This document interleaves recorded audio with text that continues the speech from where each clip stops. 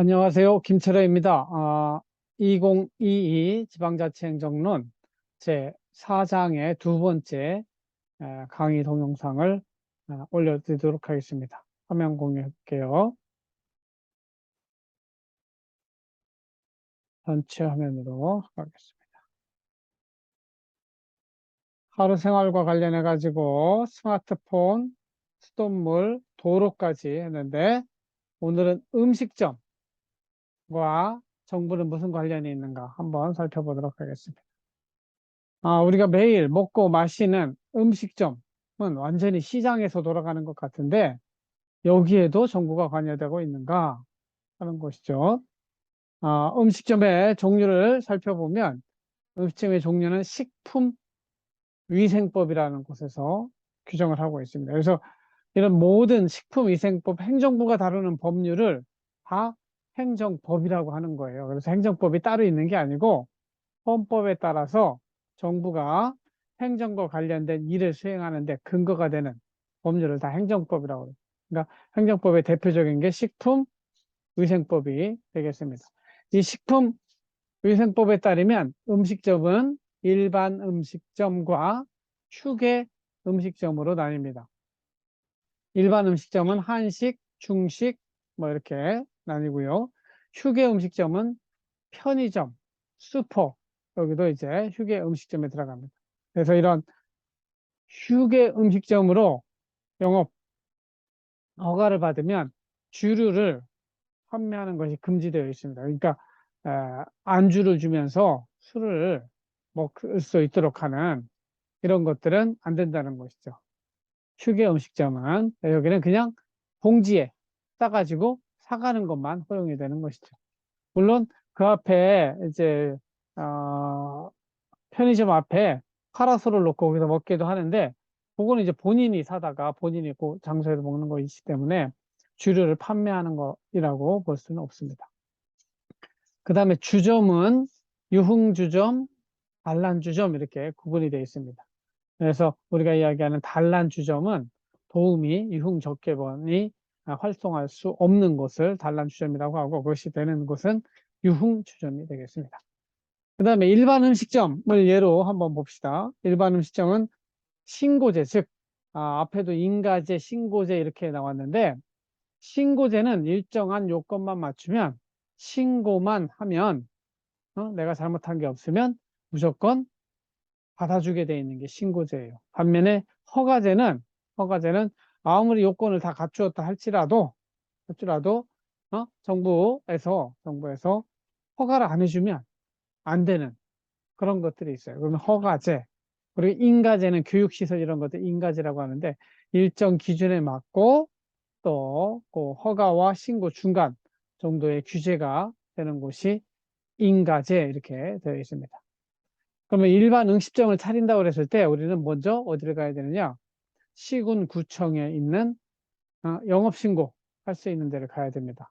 그래서 영업신고를 대전시 같으면은 대덕구에 내가 음식점을 낸다 그러면 대덕구청에 가서 영업 허가 신고증을 내야 됩니다. 그리고 내가 음식점을 내는 그 소재지 관할 세무소에 가서 사업자 등록을 해야 되는데 사업자 등록은 개인 사업자로 할 수도 있고 법인 사업자로 할 수도 있습니다. 개인 사업자는 주민등록 내 주민등록번호로 사용하게 되고 법인 사업자는 법인 그러면 사람인데 법적으로 사람이 아닌데 법적으로 사람으로 인정해 주는 걸 말해요. 삼성전자도 법인이고 한남대학교도 법인이고 그렇습니다. 그래서 이 법인 사업자 등록을 하게 되면은 법인 등기번호가 나와요. 그게 일종의 법인의 주민등록번호가 되는 것이죠. 그래서 법인 사업자로서 일반 음식점을 내려면 별도의 법인을 설립하고 법원에 가면 등기소라는 곳이 있어요. 등기 절차가 필요합니다. 그래서 음식점 하나 내는데도 정보 부분이 많이 필요하다는 것이죠. 저는 그래서 여러분들이 실제 음식점 일을 해보면서 이러한 행정 관련된 이거 관련된 식품위생법에 어떻게 되어 있는지 이게 행정법이니까 이런 내용을 배워야 실제 의미 있는 생활 행정학이 된다. 제가 이렇게 강조를 하고 있는 것입니다. 그리고 일반 음식점을 운영을 하다 보면 세금 문제가 제일 커요. 세금은 부가가치세와 종합소득세, 세금은 아니지만 부담금인 4대 보험료를 내야 되는 그러한 일들이 따르게 됩니다. 그래서 부가가치세는 연 2회로 나누어서 내는데 1에서 6월까지, 7에서 12월까지 나눠서 2번 하게 돼 있고, 국세청에 관할 세무서에 가서 부가가치세를 내게 되어 있습니다. 그래서 그런 부가세는 자진납세이기 때문에 안 내면 만약에 나중에 세무조사 받으면 가산금을 받게 되어 있어요. 그 다음에 종합소득세도 내야 됩니다. 내가 1년 동안 얼마를 벌었느냐 하는 거에 대해서 종합소득세를 내야 되는데 대부분 5월 중에 그것도 국세청 관할 세무서에서 하게 되어 있습니다. 물론 요즘은 이제 국세청에 홈페이지가 잘 돼 있어서 홈페이지에 되어 있는 그 프로그램에 들어가서 다 하면 되게 되어 있습니다. 이 밖에도 4대 보험, 즉 국민연금 보험, 건강보험, 고용보험, 산재보험 이걸 합쳐서 4대 보험이라고 하는데, 내가 일반 음식점을 경영하면서 직원을 두고 있는 경우에는 직원들의 4대 보험을 납부해야 돼요. 이거는 주관부서는 보건복지부나 고용노동부가 되겠는데, 이 세금 관련된 업무도 행정, 즉 정부하고 깊은 관련을 가지고 있다, 이해하시면 되겠습니다. 그 다음에 일반 음식점을 경영한다고 그랬을 때 정부는 어떤 규제를 하느냐? 왜냐하면 이 일반 음식점에서 먹는 사람이 병에 걸릴 수도 있거든요. 그리고 이제 혼자 집에서 하는 건 자기 책임이지만 남에게 음식을 파는 거잖아요. 그렇기 때문에 보건위생에 관련된 규제, 불이 나면 여럿이 함께 죽을 수 있기 때문에 소방에 관련된 규제, 지하수를 사용할 때는 수질검사 관련된 규제가 따르게 됩니다. 보건위생규제라고 하는 건 뭐냐면, 신규 사업자, 내가 음식점을 처음 냈어요. 그러면은 반드시 그 주인과 일하는 사람들이 위생교육을 받게 되어 있어요. 위생교육은 위탁으로 수행을 합니다. 이거 관련된 전문기관에 가서 교육을 받았다는 필증을 내게 되어 있어요. 그 다음에 보건증도 내야 됩니다. 보건소에 가서 건강진단 결과서를 제출하게 되어 있습니다. 이런 것들이 돼야 아까 구청에서 영업허가 신고증을 내주는 거죠. 소방과 관련된 규제는 소방, 방화시설 완비증, 이것도 소방 필증이라고 하는데, 이것도 관련된 사업을 하는 사람들에게서, 영업허가를 받은 사람들에게서 그런 소방 필증을 받아야 돼요. 그리고 30평 이상 영업장의 경우에 이 방화시설 완비 증명서를 내야 됩니다. 그리고 소방 교육도 따로 받아야 돼요. 그리고 지하수를 사용할 때는 수질검사 성적표를 내야 됩니다. 제가 어린이집을 한 10년 동안 공동육아 어린이집을 경영했는데, 거기도 다 건물 짓고 그 선생님들 한 8분 계시는데, 그 선생님들 월급 줄 때 4대 보험까지 다 이게 관련된 내용들이 들어갑니다. 그래서 그 만약에 종업원에 대한, 여기 빠졌지만 월급을 줄 때는 4대 보험뿐만 아니라 근로소득세 또 해야 되는 거죠. 그래서 이렇게 세금과 관련된 부분은 좀 어렵기 때문에 세무사에게 맡기는 경우가 있어요. 회계와 세무는 따로 맡겨서 그 관련된 업무를 하는 기장 업무라고 그러죠. 그렇게 하는데, 저는 모든 일에 있어서 내가 직접 주의를 주장하는, 내가 직접 해봐야 알기 때문에 이거는 세무사한테 맡겨야지 이러지 말고, 직접 어떤 법에 의해서 어떻게 돌아가는지를 알아야, 그리고 내가 맡긴다 하더라도 그 사람이 법대로 잘했는지 내가 확인할 수 있어야 되잖아요. 그렇기 때문에 행정법과 생활행정에 대해서 더 깊이 알아야 된다, 이런 생각을 가지고 있습니다.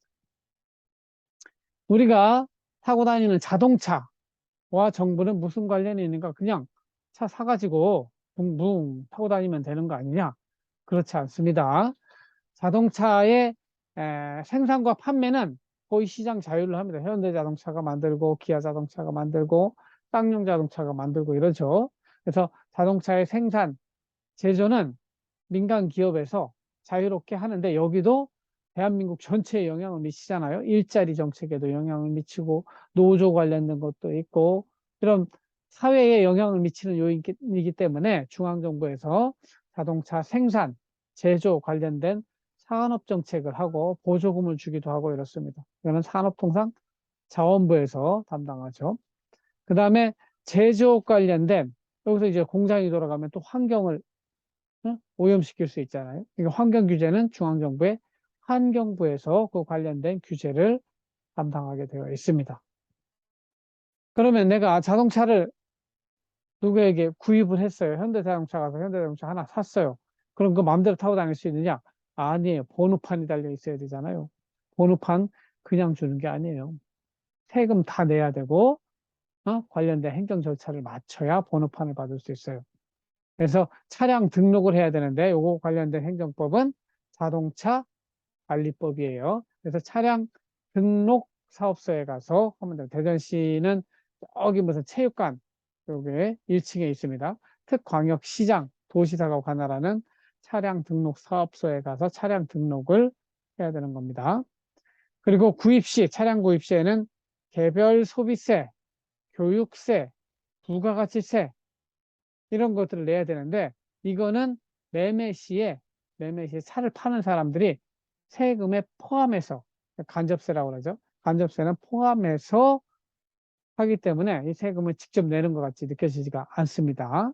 여러분들 짜장면 10,000원에 먹었다 그러면 그 10,000원 안에 부가가치세가 포함된 거예요. 그 다음에 이제 차량 등록을 하러 가서 내는 세금은 취득세하고 준조세라고 부르는 공채 매입비가 있습니다. 공채 매입비라고 하는 거는 국가가 빚을 내는 건데 요거 자동차 등록과 취득세와 함께 이제 국가가 파는 거죠. 그만큼 내 돈이 국가로 들어가고 요거 공채는 나의 재산이 돼요. 나중에 기한이 되면 이거 나한테 돈으로 바꿔주시오. 그러면은 그 만기일에 돌려주게 돼 있는 게 채권, 공채가 되겠어요. 그리고 취득세를 내야 되는데 요거는 매매 시 차량 가격에 포함되지 않아요. 내가 매매 증명서를 가지고 구청 등록하는데 가면 거기서 취득세를 내고 그래야 그 다음에 뭐가 나와요? 자동차 번호판이 나와요. 자동차 번호판 받아서 딱 달아야 그때부터 이 도로에 나와서 운전을 할 수 있는 겁니다. 그게 없이 다니면 경찰이 잡아가지고 불법 차량 이렇게 끌어가게 되는 것이죠. 자동차를 또 이제 샀어요. 그 다음에 운전을 하러 이렇게 나가잖아요. 또 안 돼요. 뭐가 돼 있어야 돼요? 보험이 돼 있어요. 보험. 보험을 하지 않으면 보험료 없으면 나중에 경찰한테 잡히면 그것도 불법이에요. 우리나라 보험은 타인 차량 고장낸 거는 반드시 전액 그에 대한 보험이 들게 돼 있어요. 자차, 내 차 고장난 거는 안 들고 내 돈으로, 그러니까 보험료를 좀 낮게 내려면 자차는 들지 않는 게 되겠죠. 하여튼 옵션이 여러 가지가 있는데 우리나라는 타 차에 대해서는 필수로 돼 있다. 이는 보험이 필요하고 그 다음에 정기 검사를 또 받아야 돼요. 그러니까 차가 제대로 돌아가고 있는지 그 안에 엔진이 제대로 돼 있는지 이런 것들을 통상 2년 주기로 하게 돼 있어요. 새 차는 새로 나왔으니까 4년 만에 4년 만에 한번 정기 검사를 하게 돼 있죠. 이거는 자동차 관리법 국토교통부가 관할하는 자동차 관리법에 따라서 하게 돼 있는데 이것도 굳이 뭐 정부가 하는 게 아니고 자동차 검사 대행자가 있어요. 한 뭐 얼마 주면 대행으로 다 해줘요. 내가 직접 가서 뭐 공단에서 이거 하는 정기검사하는 공단에서 할 수도 있고 일반 카센터 중에서도 이거 할 수 있는 대행 업체들이 있어요. 거기 가서 정기검사를 해야 됩니다. 이거 안 하면 또 불법 차량이 되는 거예요. 그리고 차량 보유 1년 동안 보유한다 그러면 자동차세라고 하는 거를 지방정부에 내야 되고 여기에 교육세가 부가세로 붙어 있습니다. 그래서 자동차세도 1년에 2번 나눠서 내야 되고. 그 다음에 내가 자동차를 운전하면은 내가 짜장면 먹을 때 부가가치세 내듯이 자동차도 먹여야 되잖아요. 기름을 넣어야 돼. 디젤이든 가솔린이든 주유시 내는 세금도 있어요. 이 안에 들어가는 거는 교통에너지 환경세, 개별 소비세, 교육세, 주행세, 부가가치세 이런 것들이 포함되어 있는 거예요. 이 주유비에. 그래서 내가 5만 원어치 기름을 넣었다. 그중에 10%, 즉 부가가치세 5천 원 이미 떼지고 나머지 4만 5천 원 안에도 요 교통에너지환경세, 개별소비세, 교육세가 포함되어 있다. 주행세가 포함되어 있다. 그래서 실제 기름값의 50에서 60%는 세금이다. 이렇게 생각하시면 됩니다. 이 이야기는 뭐냐면 국가와 정부가 없으면 기름값이 반값이 되겠구나. 어? 원가는 그에도 훨씬 못 미치는 거 이런 걸 알 수 있는 것이죠. 아까 말씀드린 것처럼 보험도 대인, 대물, 사람을 다치게 한 경우, 물건을 다치게 한 경우는 대물, 사람을 다치게 한 경우에는 대인. 그래서 타차에 대해서는 반드시 이게 필수가 되어 있고 타차나 대물에 대해서는 자기 차에 대해서는 선택으로 되어 있습니다. 그래서 자동차 보험 좀 보험료를 낮추고 싶으면 자차는 안 드는 거예요. 자기 돈으로 하면 되니까. 그러나 타인 차량에 대해서는 반드시 들게 되어 있습니다. 그 자동차와 관련해서 또 시민사회가 돌아갑니다. 시민사회, 이런 자동차와 관련된 시민운동을 하는 시민사회가 소비자 주권 시민회의, 자동차 시민연합, 자동차 10년 타기 시민운동연합 이런 것들이 있어요. 그래서 자동차와 관련되어서 시장과 정부가 하지 못하는 다양한 우리 국민운동들을 캠페인들 이런 것들 펼치는 시민사회가 활동하고 있다. 그런 정도 이해하시면 되겠습니다. 마지막으로 부동산 여러분들이 이제 저도 평생 부동산 한 번도 사본 적이 없어요. 그냥 우리는 제가 결혼 지금 20년 차 되고 있는데 20년 동안 전세만 살고 있어요. 전세만. 그러니까 돈이 없어가지고 집 살 돈이 없어가지고 그동안 제가 아이들 셋 기르면서 저희는 빚을 내서 집을 사는 게 아니라 착취를 모아서 집을 사기로 부부가 마음을 정했기 때문에 그동안 집값이 너무 올라가지고 아직까지 집을 못 사고 있는데 하여튼 이 부동산에 대해서도 여러분들이 잘 알아야 돼요. 관심 있고 잘 끌린다 그러면은 부동산 중개사 자격증 이런 것들을 시도해 보셔도 됩니다. 부동산 중개사 자격증 그것도 다 행정법이에요. 부동산의 매매, 부동산의 매매 그냥 부동산 중개사한테 가서 부동산 중개사가 시장이에요. 시장에 가서 자율로 하면 돼요. 그러니까 부동산을 파는 사람, 매도인, 사는 사람, 매수인, 그걸 중개하는 사람, 중개인 이렇게 하는 거죠. 그런데 이 부동산 매매에 영향을 미치는 다양한 정부 규제가 있어요. 왜 정부가 이거 관련을 할까요? 부동산은 국민 생활에 굉장히 영향을 미쳐요. 특히 아파트 같은 거는 아파트 가격이 너무 크게 상승하면 국민들한테 굉장히 손해를 주죠. 그렇다고 그걸 가지고 정부가 개입해서 잘, 어? 그러니까 좀 물가 상승률만큼 조금씩 이렇게 올라가면 좋은데 우리는 너무 급하게 올라갔잖아요. 오히려 문재인 정부 때 23번이나 부동산 정책을 내놨지만 그 뭐 제대로 한 게 하나도 없어요. 지금 윤석열 정부는 아무것도 뭐 안 하고 있는데도 저절로 집값이 떨어지죠. 지금은 집값이 너무 떨어질까 봐 걱정하는 그런 시대가 됐는데 하여튼 적절한 수준에서 집은 적절한 수준에서 예를 들면 제가 생각하는 거는 청년들이 결혼해서 한 10년 정도 한 달에 200만 원씩 착실히 모으면 국민 기준 평형이 84제곱미터 우리가 30평대라고 하는 게 사실은 84 우리 제곱미터 기준으로 불량형을 통일했기 때문에 84제곱미터 기준이 됩니다. 그런 집은 한 10년 정도 돈을 모으면 다 살 수 있도록 정부가 집은 정말 생활 필수품이고 수돗물, 전기 이런 거하고 비슷하게 꼭 필요로 하는 유니버설 서비스, 보편적 서비스이기 때문에 이렇게 관리를 해줘야지 정부가 엉뚱한 정책을 해서 집값 올라가는데도 잡지도 못하고 집값 떨어지는데도 또 그것도 속수무책이면 안 된다고 보는 거예요. 그래서 저는 다른 주택은 뭐 정부가 관여할 필요가 없어요. 그러니까 국민주택이라고 하는 84제곱미터에 해당하는 그 평형에 대해서는 정부가 관여를 해서 그걸 투기꾼들이 그걸 가지고 장난치지 못하도록 수요와 공급을 잘 조절하는 정책을 펼쳐야 되는 것이죠. 하여튼 그런 명분으로 부동산 거래법, 뭐 주택법, 소득세법 이런 거에 의해서 정부가 다양한 간섭을 하고 있습니다. 유튜브 켜보면 엄청 많이 나옵니다. 특히 문재인 정부 때 주로 부동산 투기를 조장하는 그런 유튜브들이 많았어요. 지금은 다 꼬리 내리고 들어가 있는데, 어? 하여튼 그것이 지나치게 부동산 가지고 장난치고 돈을 버는 거는 사회적으로 올바르지 못하다는 입장을 전 가지고 있어요. 부동산 거래법에 따르면 토지 거래 허가 구역이라는 데가 있어요. 이 지역으로 발생이 되면 국토부 장관 또는 시, 도지사가 지정하게 되어 있는데 여기에 대해서는 시, 군, 구청장이 이 허가 지역으로 지정을 하게 되면 다양한 또 규제가 따라 특히 집 살 때 우리나라는 다 빚을 내서 사잖아요. 은행에 빚을 내서 사는데 그 대출 규제를 하게 되지. 자기 예? 자기 돈으로만 현금으로만 사면 그거 규제할 방법이 없습니다. 그러니까 대출에 대한 규제를 하게 돼 있고 또 그것을 다시 판매할 때 매매 차익이 생기잖아요. 차익에 대해서 세금을 정부가 얼마나 매길까 하는 것들에 대한 규제가 있어요. 이런 것들이 다 이제 부동산을 사고자 하는 사람들의 마음을 움직이기 때문에 수요 정책이라고 그래요. 문재인 정부 때 실패한 거는 부동산으로 돈 벌지 마 하고 수요 정책만 때려잡은 데 문제가 있어요. 적절하게 공급 정책을 펼쳐가지고 국민 평형의 주택들이 충분히 국민들이 원하는 만큼 공급되도록 그래서 저 국민주택에 대해서는 가격 그렇게 많이 움직이지 않아 이런 인상을 주었어야 되는데 그거 실패한 것이죠. 그 다음에 투기 과열지구로 지정하기도 해요.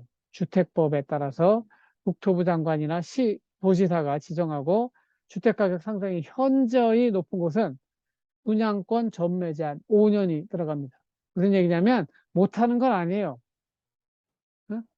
이거 하면 이거는 이제 분양권을 받고 나서 5년 동안은 팔지 못하도록 제한하는 게 분양권 전매 제한입니다. 세금 관련된 거는 해도 되는데 세금을 더 많이 가져가는 것이고 투기 과열지구로 지정이 되면 분양권 전매 제한이 5년 정도 되기 때문에 집은 돈 벌려고 사는 게 아니라 내가 들어가서 살려고 하는 거지 집은 돈 벌려고 사는 게 아니다. 이런 의미죠.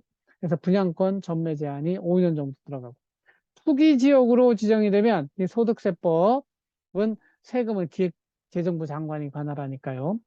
소비자 가격 상승률보다 집값 상승률이 30% 이상 높으면 여기는 양도소득세, 즉 내가 2억에 사서 5억에 팔았어요. 그럼 양도소득이 3억이 되는 거예요. 차액. 그거에 대해서 중과세를 할 수 있도록 하는 게 투기지역입니다. 그 다음에 조정대상 지역, 또는 주택법에 따라서 국토부 장관이 지정하는데 물가 상승률이 주택 상승률이 물가 상승률의 2배 이상 된다.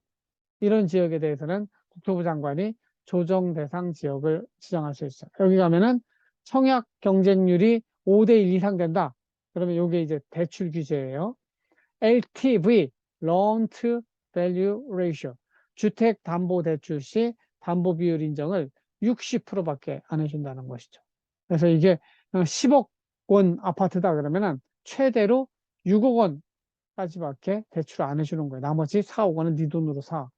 이렇게 하는 것이죠. DTI, Debt to Income. 요거는 소득 대비 부채 비율이 되겠죠. 총부채 상환 비율 이렇게 부르는데 총소득, 연봉 대비 대출 가능 규모도 50%로 제한을 하는 것이죠. 그러니까 이야기는 뭐냐면 조정 대상 지역에 들어가면 빚내서 사지 말아라. 응? 자기 돈 충분히 구해서. 그러니까 빚내서 사는 게 뭐 이게 다 투기지.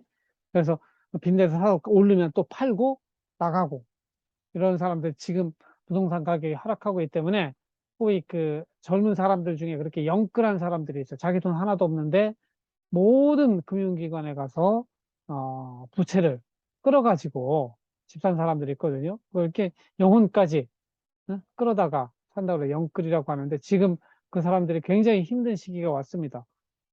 왜냐하면 이중고에 집값은 떨어지죠, 1차로. 그러니까 내가 기대했던 바하고 다르게 집값 떨어져서 손해고 또 이자율이 올랐어요. 내가 예를 들면 이 집 사는데 5억을 빚으로 했는데 5억에 대한 이자율이 지금은 거의 더블이 됐어요. 그러니까 옛날에 내던 이자 부담보다 2배로 높아지는 거예요. 이중고를 겪고 이게 나라가 이렇게 난리를 겪게 하는 게 맞느냐 이거예요. 특히 젊은 사람들은 지금 집을 못 사면 영원히 못 살 거라고 생각이 들었어요. 그러니까 우리 집 같이 좀 어쩔 줄 모르다가 안 산 사람도 있지만 영끌한 사람들이 제일 고통을 겪고 있는 이 시대가 이것도 사실은 문재인 정부의 부동산 정책의 실패의 결과, 파급 효과라고 볼 수 있겠습니다. 그 다음에 부동산을 매입했을 때, 매입하면 우리가 집문서라고 하잖아요. 집문서. 집문서에 해당하는 것이 뭐냐면 부동산 등기부 등본이에요. 이거를 법원에 가서, 법원에 등기소가 함께 있습니다. 법원 등기소에 가서 이거는 내 땅이야. 이거는 내 집이야. 동산, 부동산 차이는 알죠? 동산은 움직이는 건 동산이라. 자동차, 자전거 이런 것들을 움직이는 재산은 동산. 땅과 집과 같이 움직이지 않는 재산은 부동산. 부동산에 대해서는 어떻게 해야 돼요? 등기를 해야 돼요. 동산은 내가 가지고 있으면 돼요. 그래서 부동산의 경우에는 법원에 가서 등기를 해야 집문서가 내 걸로 되는 거예요. 이게 잘 모르면 이것도 법무사를 통해서 하는데 이것도 내가 직접 해봐야 배우는 것도 있고 그러니까 대학까지 나오고 그죠? 행정학을 배운 사람이 이런 것들은 직접 해보는 것이 훨씬 더 유익하다 이런 생각을 가지고 있습니다. 그래서 부동산을 매입할 때 부동산 취득세를 내게 되어 있어요. 취득세는 지방자치단체, 지방세 중에 제일 규모가 큰 게 취득세예요. 광역자치단체에 지방세, 부동산 취득세를 내게 되어 있고 여기에는 농특세하고 지방교육세가 부과되게 되어 있습니다. 그 다음에 부동산을 살 때만 세금을 내느냐? 아니에요. 부동산을 보유하고 있을 때, 유지하고 있을 때도 매년 재산세를 내야 되고 또 국세인 지방, 아니, 재산세는 지방세고 국세인 종합부동산세를 내게 되어 있습니다. 그래서 부자들은 값어치가 큰 부동산을 가지고 있는 사람들은 종합부동산세를 내는 것이죠. 저는 부동산 가진 게 하나도 없어요. 한번 내보고는 싶은데 한 번도 내보지는 못해요. 그 다음에 가지고 있던 부동산을 팔면 내가 산 가격보다 싸게 팔면 양도소득이라는 게 없어요. 손해가 났으니까 세금 안 걷어요. 그러나 비싸게 팔면 양도소득세가 나옵니다. 내가 이익 본 것이 양도소득이에요. 그것의 몇 퍼센트? 6에서 50%를 양도소득세로 내게 돼 있는데 아까 이야기한 것처럼 투기과열지구나 이런 규제 지역에서 그렇게 이익을 내게 되면은 이 비율을 더 그래도 50%만 내도 이익이잖아요. 그러니까 사람들이 올라간다는 보장만 있으면 무조건 빚내서라도 샀던 거예요. 지금처럼 떨어지면 이자 부담에 집값 떨어져서 이중고를 겪고 있는 것이죠. 그 다음에 부동산 개발하는 과정에서도 그냥 완전히 민영주택이 있어요. 현대건설이 짓거나 삼성건설이 짓거나 대우, 프로지오로 짓거나 이렇게 하는 데도 있지만 대전시에도 대전 도시공사가 있고 서울에는 서울공사가 있고 또 국가 전체적으로 국민평형 집을 짓는 곳은 LH라고 해서 토지주택공사가 있어요. 그래서 이 관련된 정부 역할은 국토교통부, 중앙정부 수준에서는 국토교통부에서 하고 대전도시공사 같은 거는 대전시에 그 주택국이 있죠. 거기서 관할을 하고 그래서 그 실제 집행 업무는 국가공기업인 LH 토지주택공사에서 하고 대전시의견은 대전도시공사에서 이 일들을 담당하게 되어 있습니다. 이 모든 부동산 개발 정책은 국가의 국토계획, 그 지방자치단체의 도시계획에 따라서 하게 되어 있고 토지 수용제도라고 하는 것도 있는데 이건 뭐냐면 일정 지역에 아파트를 짓고 싶은데 100명이 사는데 그중에 70명이 찬성을 했어요. 그럼 나머지 30명은 반대를 하더라도 70명이 찬성을 하면 반대하는 30명이 가지고 있는 땅을 국가가 대가를 지불하고 빼앗을 수 있는 그 제도가 수용제도예요. 그래서 어떤 데 가면은 알박기를 한다고도 하고 내 생활의 터전을 빼앗길 수 없다고 끝까지 데모하는 사람도 있는데 법적으로는 헌법에 따라서 그러면은 이 만장일치로 가자는 얘기냐? 만장일치로 가자면 너무나 시간이 오래 걸리고 아무것도 못하니까 우리나라 법제도 하에서는 70%가 찬성하면 수용할 수 있도록 하는 그러한 법제도가 되어 있다. 이런 것들 이해하시면 감사하겠습니다. 그래서 우리 두 번째 시간에는 이렇게 생활과 관련된 두 번째로 부동산, 자동차 이런 것들에 대해서 살펴보았습니다. 나머지 내용은 실제 수업 시간에 함께 나누도록 하겠습니다. 들어주셔서 감사하고 수업 시간에 뵙도록 하겠습니다. 고맙습니다.